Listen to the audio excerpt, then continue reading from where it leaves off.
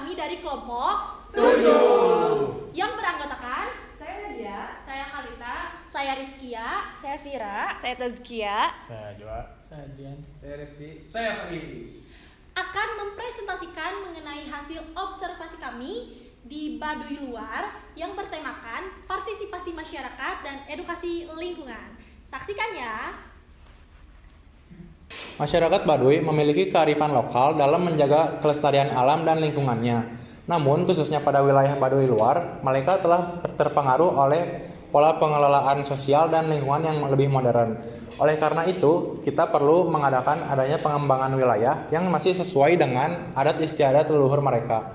Salah satunya dengan pendekatan eco-village. Kajian ini sangat penting untuk mengidentifikasi dan memahami bagaimana sih karakteristik masyarakat Baduy Luar sehingga kita bisa melakukan pendekatan tersebut. Praktikum kali ini kami melakukannya pada hari atau tanggal Senin 10 November 2025 sampai Rabu 12 November 2025. Waktu itu kami mulainya dari jam 8 hingga selesai. Bertempat di Desa Kanekes, Baduy Luar, Kecamatan Lui Damar, Kabupaten Lebak, Provinsi Banten. Nah, alat dan bahan yang digunakan pada praktikum kali ini yaitu ada handphone, laptop Avanza Map, ARGIS, tulis, instrumen, dan peta OI Desa Kanekes. Oke, pada slide pembahasan metode ini kali ini Diagram Alia itu menjelaskan tentang hal pertama kali yang kita buat dan juga contoh seperti acuannya bagaimana gitu yang akan kita kerjakan di praktikum lapangan nanti. Yang pertama itu kita akan membuat yang namanya KK. Nah, dari KK ini kita mendapatkan beberapa hasil lah seperti output, konsep, target dan sasaran, juga hal-hal lain yang berhubungan dengan praktikum. Setelah itu kita menentukan tujuan kita mau kemana praktikum ini, lalu kita melakukan survei lapangan. Nah, dari survei lapangan ini menghasilkan dua output yaitu wawancara masyarakat dan juga observasi titik lingkungan. Nah, setelah jadi hasil survei ini dari wawancara tersebut dan lingkungan juga titik lingkungan kita visualisasikan dan juga kita analisis bagaimana bentuk output tersebut gitu. Nah, pada analisis stakeholder ini, kita akan membicarakan tentang struktur kelembagaan masyarakat yang ada di Baduy Luar.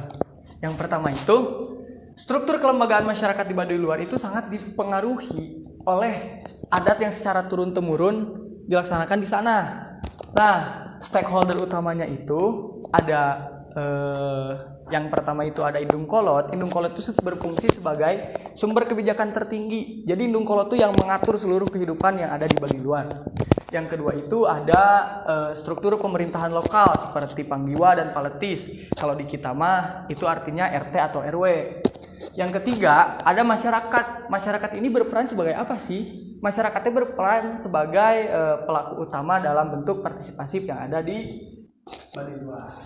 Selanjutnya lalu di slide ini ada bentuk partisipasi. Bentuk partisipasi masyarakat Baduy Luar sebenarnya mereka tuh sudah mencerminkan praktik keberlanjutan yang selaras dengan prinsip eco-village. Cuman mereka tanpa sadar melakukan prinsip eco-village tersebut, di mana kerja kolektif, tanggung jawab perseorangan, dan pelestarian alam dilakukan secara terpadu. Contoh-contoh atau bentuk-bentuk partisipasi di sana tuh ada rereongan, ada dugdug rempuk, dan juga nyambut jalan.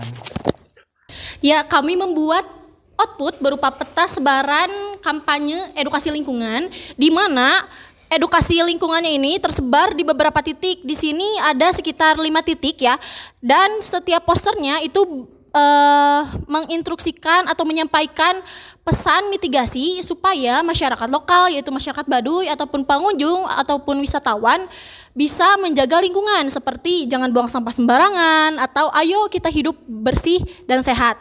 Nah, titik-titik ini tersebar di jalur sirkulasi utama, yang mana jalur-jalur ini itu sering dilalui atau dilintasi oleh masyarakat lokal, yang itu masyarakat Baduynya sendiri dan juga wisatawan, sehingga pesan yang disampaikan tentu akan tersampaikan karena titik-titik ini pastinya akan dilalui oleh masyarakat dan juga wisatawan.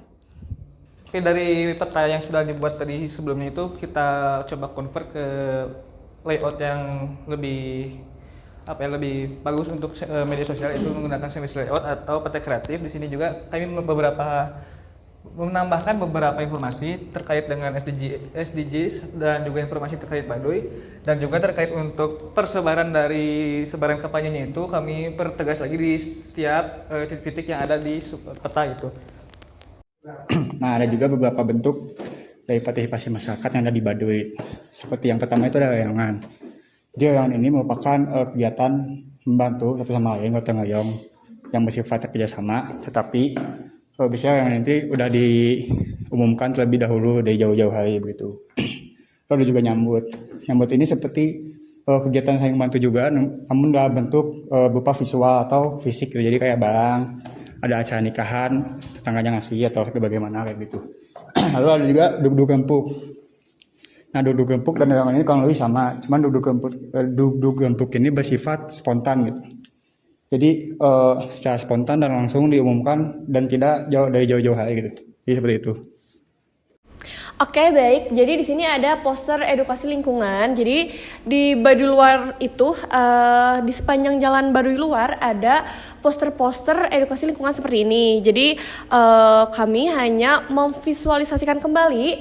Di sini posternya itu berjudul Ngarumat Alam atau yang berbahasa Indonesianya Menjaga Alam. Di sini ada edukasi tentang sampah organik, ada apa saja, lalu sampahan organik, lalu sampah B3 ini bermanfaat mengedukasi bukan hanya untuk masyarakat Baduy Luar, tetapi juga untuk wisatawan yang berkunjung ke Baduy Luar. Di balik partisipasi masyarakat dan edukasi lingkungan yang ada di Baduy Luar, terdapat satu permasalahan, yaitu masyarakat Baduy Luar dalam mengelola sampah masih dengan sistem pembakaran. Jadi sampahnya mereka kumpulkan, kemudian ketika sudah penuh mereka membakar sampah-sampah tersebut. Nah, kami mempunyai solusi untuk mengatasi permasalahan tersebut, yaitu dengan edukasi kompos gitu ya. Nah, bentuk edukasinya seperti apa dan melalui media apa? Kami membuat media microblog, ya ini covernya ya. Covernya yang berjudul Edukasi Kompos sebagai Alternatif Pembakaran Sampah Masyarakat Baduy.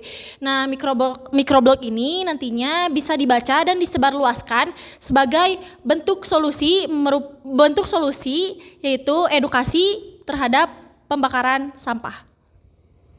Oke, apa itu kompos? Kompos adalah pupuk organik yang sudah terlapuk karena interaksi antara mikroorganisme dan juga bahan-bahan organik dari bakteri pembusuk yang ada di bahan-bahan tersebut.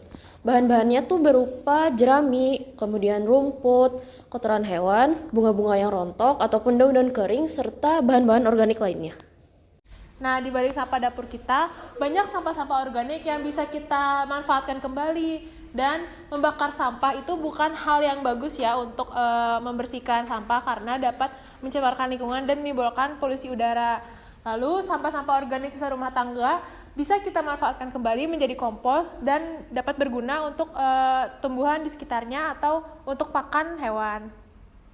Oke, jadi ada juga beberapa tujuan yang dihasilkan atau mungkin dituju untuk microblog ini. Yang pertama itu mengurangi volume sampah organik, itu sudah jelas. Yang kedua, meningkatkan pemanfaatan limbah rumah tangga. Jadi bagaimana limbah rumah tangga tersebut diolah kembali oleh masyarakat Baduy. Yang ketiga ada menghasilkan kompos sebagai pupuk ramah lingkungan.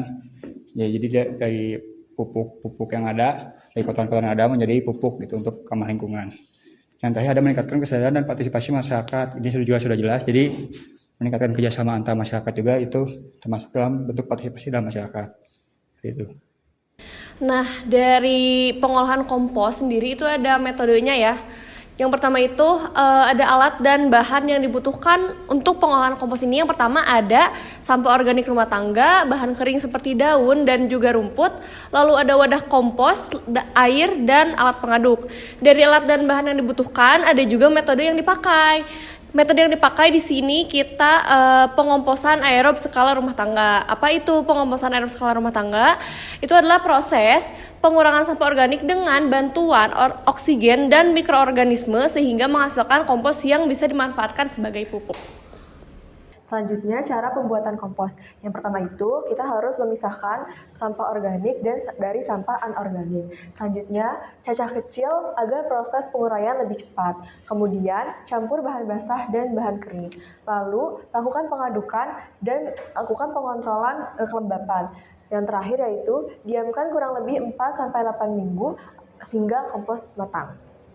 Yang selanjutnya ada manfaat dan luaran. Untuk manfaat itu yang pertama mengurangi sampah ke TPA, yang kedua menyuburkan tanah, dan yang ketiga itu mengurangi penggunaan pupuk kimia. Nah, untuk luaran itu yang pertama menghasilkan pupuk kompos yang siap pakai, yang kedua panduan pengolahan pupuk kompos secara sederhana, dan yang ketiga peningkatan pemahaman masyarakat Baduy dalam mengolah sampah menjadi kompos. Nah, di sini kita ada dampak yang diharapkan dan juga keberlanjutan gitu. Dampak yang diharapkannya itu apa? Dampak yang diharapkannya itu lingkungan menjadi lebih bersih gitu, karena pengelolaan sampah yang asalnya dibakar diubah menjadi kompos. Yang kedua itu perubahan perilaku pengelolaan sampah. Kita tuh berharap bahwasanya dengan adanya solusi ini masyarakat Baduy luar itu merubah perilakunya yang asalnya membakar sekarang menjadi mengelola dan mengolah menjadinya kompos. Yang ketiga itu ada program dapat direplikasi secara mandiri. Jadi tidak hanya kita yang mengajukan ide ataupun apa, tapi kita berharap ide ataupun solusi yang kita tawarkan direplikasi oleh masyarakat secara mandiri. Lalu ada keberlanjutan. Keberlanjutan ini kita berharapnya setelah adanya ide ataupun solusi yang kita tawarkan, masyarakat Baduy menjadi lebih rutin untuk mengompos sampah mereka. Dari penjelasan yang sudah dipaparkan oleh teman-teman tadi, pengolahan sampah organik menjadi kompos merupakan cara yang efektif dan berkelanjutan untuk mengurangi permasalahan sampah serta mendukung pelestarian lingkungan. Cara tersebut juga tentunya masih selinear dengan cara leluhur yang ada di masyarakat Baduy dan tidak melanggar aturan adat tersebut. Lalu untuk kesimpulan sendiri, di masyarakat Baduy itu ada masyarakat yang biasanya mengajak masyarakat lainnya untuk kegiatan gotong royong seperti Indung Kolot, Panggiwa, dan Paletis. Lalu di Baduy juga sendiri ada kegiatan gotong royong seperti nyambut, rereongan, dan duduk rempuk. Dan di daerah sekitar Baduy luar itu sudah ada beberapa poster-poster untuk menyadarkan kelestarian lingkungan gitu, seperti membuang sampah pada tempatnya dan seperti menjaga lingkungan, seperti itu. Oke, jadi untuk sarannya sendiri dari kegiatan praktikum kemarin yang sudah kami lakukan, yang pertama adalah dengan lebih mengembangkan kembali media edukasi yang terdapat di lingkungan sekitar Baduy, seperti menaruh poster ataupun papan informasi yang lebih disebar lagi di beberapa titik lain di kampung-kampung di kampung Baduy tersebut. Kemudian juga mengedukasi masyarakat dengan mengelola sampah yang berbasis zero waste, seperti sistem pembakaran sampahnya sendiri diganti menjadi kompos ataupun menjadi ekoenzim. Sekian yang dapat kami sampaikan. Mohon maaf Apabila ada Kesalahan. Baik. Disengaja maupun Tidak disengaja. Wassalamualaikum warahmatullahi wabarakatuh.